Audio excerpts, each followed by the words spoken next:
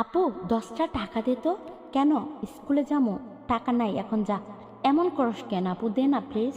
বলছি না নাই এখন, ঘ্যানর ঘ্যানর করিস না তো। ঠাস করে চড় মারলো বোন। এই নে দিলাম, হয়েছে এখন। কাঁদতে কাঁদতে বেরিয়ে গেল ঘর থেকে শুভ। এই হলো নুসরাত আর ওর ভাই। নুসরাত পড়ে ইন্টার ফার্স্ট ইয়ারে আর শুভ পড়ে ক্লাস 5-এ। শুভ সব সময় ওর আপুর সাথে মেলামেশার চেষ্টা করে, কিন্তু ওর আপু ওর সাথে এমন ব্যবহার করে দুজন সাববেজির মতো। শুভ ওর আপুর কাছে থাকতে চাইলেও ওর আপু ওকে ঝামেলা মনে করে দূরে রাখে। স্কুলে যাওয়ার সময় শুভ ভাবলো আপু তো আমার স্কুলের সামনে দিয়েই কলেজে যায়, আমার স্কুলের সামনে দিয়েই কলেজে যাওয়ার রাস্তা, তাই আমি আপুর সাথে যাব। শুভ ওর আপুর ঘরে গিয়ে দেখে ওর আপু রেডি হয়ে কলেজে যাওয়ার জন্য। আপু আপু আমাকে সঙ্গে নিয়ে যা, একা যেতে পারিস না? এ তো গাড়ির মধ্যে একা যেতে ভয় লাগে, তোর সাথে যাব। আচ্ছা নিয়ে যাব। রাস্তায় বেরিয়ে এটা ওটা বায়না করবি না তো, সকালের মতো আরেকটা দিব। আচ্ছা চুপ করে থাকবো। তারপর শুভ আর নুসরাত বেরিয়ে পড়ে। দুজন দুজন চুপচাপ রাস্তা দিয়ে হাঁটছে, তবুও ওদের মাঝে প্রায় 1 হাত ফাঁকা জায়গা বিরাজ করছে। শুভর অনেক ইচ্ছে করছে আপুর হাতটা ধরে রাস্তায় চলতে, কিন্তু শুভ 1 হাত ফাঁক দিয়ে যাচ্ছে আর আপুর কাছে যেতে ভয় পাচ্ছে যদি মার দেয়। আর আপু তো ওকে একটু ভালোবাসে না, সব সময় মারধর করে। তাই এখন শুভর মনে সব সময় এক ভয় কাজ করে, সেটা হলো আপুর কাছে যাওয়া যাবে না, নয়তো মার খেতে হবে। তখন শুভ বলে, আপু একটু কোলে নে না। কি? চোখ বড় বড় করে রাগী লোক নিয়ে তাকালো শুভর দিকে। না না কিচ্ছু বলি নাই। শুভ ভয় পেয়ে আরও একটু দূরে সরে যায়। তারপর শুভ ওর স্কুলে চলে যায় আর ওর আপু শান্তি পায়, মনে মনে বলতে থাকে আপদ গেছে। এরপর সারাদিন শুভ স্কুলে আর নুসরাত কলেজে কাটায়। এভাবেই দিন চলছে দুজনের। শুভ পাচ্ছে শুধু ওর আপুর অবহেলা, কোনো সময় একটু ভালোবেসে আদর করেনি ওকে। সব সময় বকাঝকা আর মেরেই সময় কাটায় বাড়িতে ওর আপু। বিকেল 4টায় ছুটি হয় শুভর স্কুল। ওর বাসার আশেপাশে ওর কোনো বন্ধু নেই, তাই স্কুল ছুটি হওয়ার পর শুভ একা একা মেইন রোডের ধার দিয়ে ধীরে ধীরে হাঁটতে হাঁটতে বাসার দিকে অগ্রসর হয়। রাস্তা দিয়ে যাওয়ার সময় শুভ দেখে একটা মেয়ে একটা ছেলেকে নিয়ে রাস্তা পার হচ্ছে। ছেলেটি মেয়েটার কোলে ছিল, বিশেষ করে মেয়েটার ছোট্ট ভাই হবে হয়তো। রাস্তা পার হওয়ার পরই দুজনে আবার একসাথে চলতে লাগলো। শুভ তখন ভাবে, ইস, এমন করে যদি আমার আপু আমাকে আদর করতো, ভালোবাসতো, তাহলে ও অনেক খুশি হতো আর কিছু চাইতো না। ওর আপুর কাছে এতটুকুই যথেষ্ট ছিল শুভর কাছে, কিন্তু এটা নুসরাত বুঝতো না যে ওর ভাই কী চায়। শুভ শুধু ওর কাছে একটু আদর চায়, কিন্তু নুসরাত শুভকে অবহেলা ছাড়া কোনো দিন কিছু দেয়নি। এসব ভাবতে ভাবতে বাসায় চলে আসে শুভ। আর ওর আপু তো আগেই এসেছে, কারণ স্কুল থেকে কলেজে আগে ছুটি হয়। এসে ফ্রেশ হয়ে দেখে আম্মু বাসায় নেই। আপু আম্মু কই গেছে? পাশের বাসায়।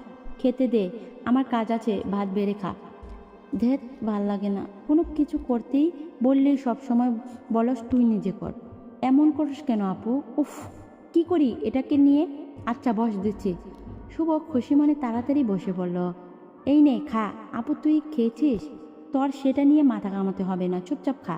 শুভ মুখ কালো করে খাওয়া শুরু করলো। কিছুক্ষণ পর নুসরাত ওর ঘরে চলে গেল আর শুভ ভাতের প্লেট নিয়ে আবার নুসরাতের পেছনে পেছনে চলল। ঘরে গিয়ে, আপু তুই মনে হয় খাসনি, এই ধর খা, হা কর, খাইয়ে দিচ্ছি। এ কাণ্ড দেখে নুসরাত খুব রেগে গেল। ওই হারামজাদা, তোরে কে এত দরদ দেখাতে বলছে? হ্যাঁ, যা ভাগ এখান থেকে। এরকমভাবে বলার জন্য শুভর চোখটা ছলছল করে উঠল জলে। শুভ মন খারাপ করে চলে গেল ঘর থেকে। অর্ধেক পেট ভাত খেয়ে আর বাকিটুকু না খেয়েই নিজের ঘরে গিয়ে শুয়ে পড়ল শুভ। বাচ্চা পোলাপাইন, এখনও ভালোবাসার শব্দের অর্থ জানে না। তবুও আজ খুব কষ্ট হচ্ছে ওর। কেন ওর আপু ওকে একটুও আদর করে না, একটুও ভালোবাসে না। খুব কান্না পাচ্ছে শুভর। তাই আজ শুভ শুয়ে শুয়ে নীরবে কেঁদে যাচ্ছে।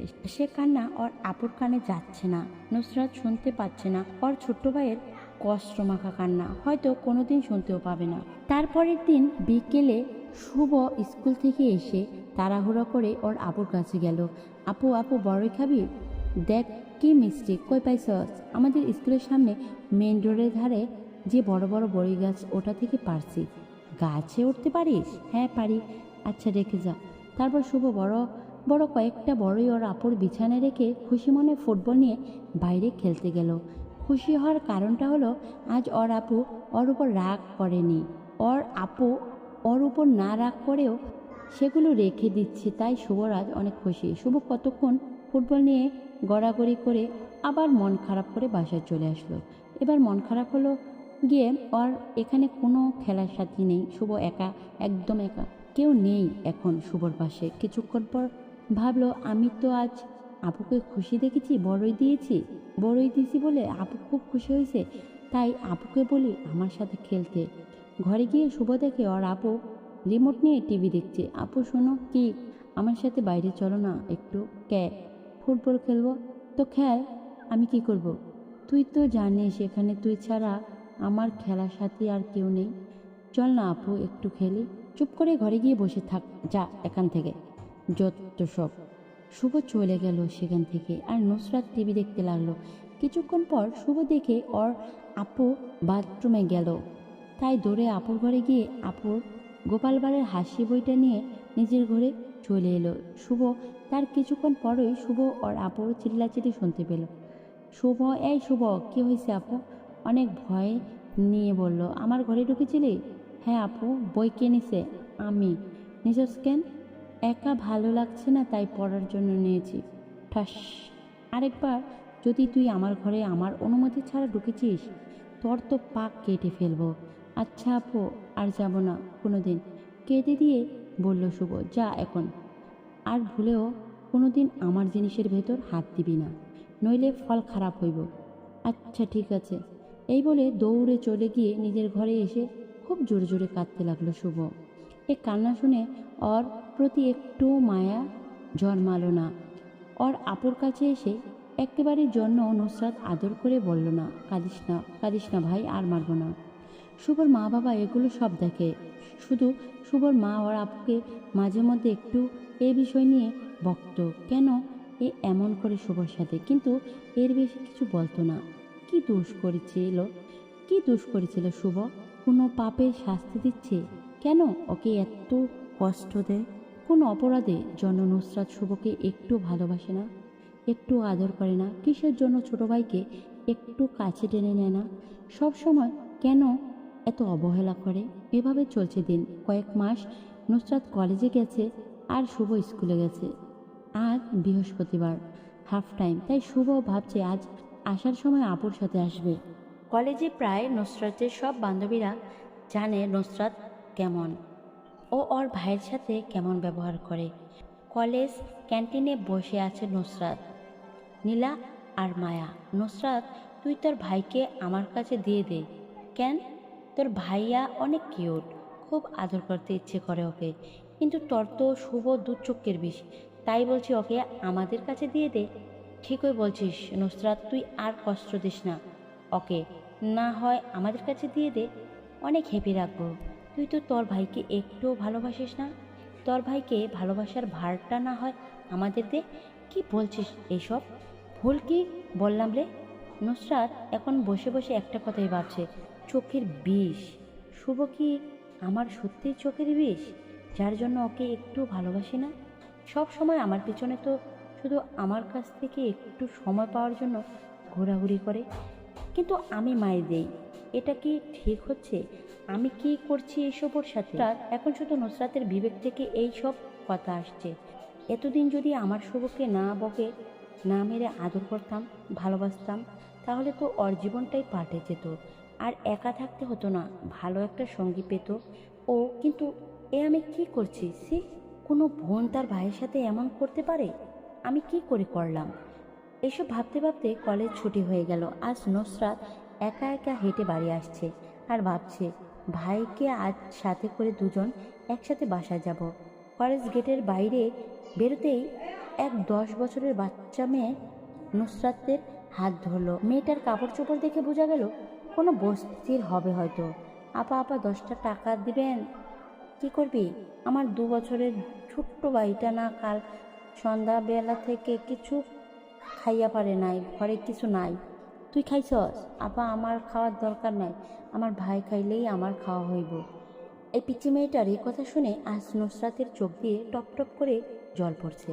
ব্যাগ থেকে 100 টাকা নোট বের করে সেই মেয়েটার হাত দিয়ে নুসরাত, আপা এত টাকা লাগবো না, মাত্র 10 টাকা হইলেই ভাইয়ের লিগা একটা রুটি কিনতে পারুম, এতগুলো নেই, সমস্যা নেই, তুই আর তোর ভাই হোটেলে গিয়ে আজ পেট ভরে খাবি। আচ্ছা আপা ঠিক আছে, যাই এখন। এই বলে মেয়েটা খুশি হয়ে চলে গেল। আর নুসরাত এক পা দুপা করে সামনে এগোচ্ছে। নুসরাতের পা চলতে চায় না, এখন খুব কান্না পাচ্ছে। যে ভাই ওর পিছনে 10টা টাকার জন্য হাত পাচ্ছে ওর কাছে, সে ভাইকেও মেরে তাড়িয়ে দিচ্ছে। কিন্তু এই মেয়েটা দেখো, এত পিচ্ছি একটা মেয়ে, নিজে খাক বা না খাক তা নিয়ে ওর কোনো খেয়াল নেই। ওর ছোট্ট ভাইটা যেন শুধু একটু খেতে পায় সেজন্য অন্যর কাছে হাত পাচ্ছে। আর আমি আমার নিজের রক্তের ভাই, ওর সাথে কি ব্যবহারটাই না করছি, সব সময় খারাপ ব্যবহার আর অবহেলা করছি। জানি না ও কোনো দিন আমাকে ক্ষমা করবে কিনা, তবুও আজ আমি প্রতিজ্ঞা করছি এরপর আর কোনো দিন আমার ভাইয়ের সাথে এমন করব না। খুব আদর করবো ওকে, অনেক ভালোবাসবো। এসব ভাবতে ভাবতে প্রাইমারি স্কুলের সামনে এসে পড়ে নুসরাত। এসেই দেখে স্কুলের সামনে মেইন রোডের পাশে বড়ই গাছের নিচে অনেক মানুষের ভিড়, আর ভেতর থেকে কার যেন কান্নার আওয়াজ আসছে। কি হলো আবার ওখানে? অত ভিড়। নুসরাত একজনের ডাক দিল, এই যে ভাই শুনুন, কি হয়েছে? ওখানে এত ভিড় কিসের?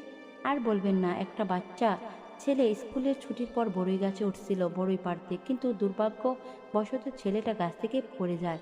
পড়ছে তো পড়ছে একেবারে পিচ ডালা রোডের মাঝে। বাচ্চা ছেলে আঘাত সহ করবার পারে নাই, ওখানেই মারা গেছে। আর কোথা থেকে যেন ওর মা আসে, তারপর নিজের ছেলেকে জড়িয়ে ধরে কান্নাকাটি করতেছে। ওহো আচ্ছা, আপনি যান। লোকটা চলে গেল। নুসরাত ভাবছে আবার কোন মার কপার পড়লো, এখনই মার কোল খালি হয়ে গেল। ইস, দেখতে ইচ্ছে করছে বিষয়টা।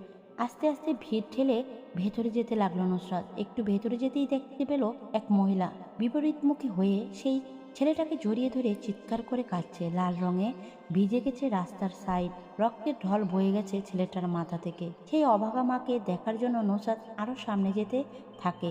এত অল্প বয়সে যে মার কোল খালি হয় তাকে তো একটু দেখতেই হবে, তাই না? অনেক কষ্টে ভিড় ঠেলে মহিলার সামনে যায় নুসরাত। নুসরাত মাথা তুলে মহিলার দিকে তাকাতেই নুসরাতের মাথায় আকাশ ভেঙে পড়ে। এটা কাকে দেখছে নুসরাত? নিজের চোখকে বিশ্বাস করতে পারছে না। যে মহিলাটা চিৎকার করে কাটছে সে আর কেউ না, স্বয়ং নুসরাতের মা। তবে কি ওনার কোলে এই রক্তমাখা ছেলেটা আমার ভাই?